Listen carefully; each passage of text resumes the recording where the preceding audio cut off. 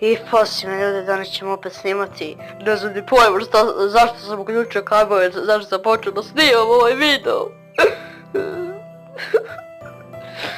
A sad ću pokažem kako promijeniti glas. U prošlom videu sam zasrao situaciju, nisam lepo pokazao, a sad ću lepo da pokažem.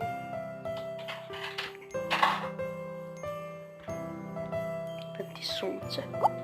Dobro jutro, dobro jutro, dobro jutro! Eto ljudi, sada sam to vjetra. Už propičku mater. Izvinite što si oderem. Ujebamu.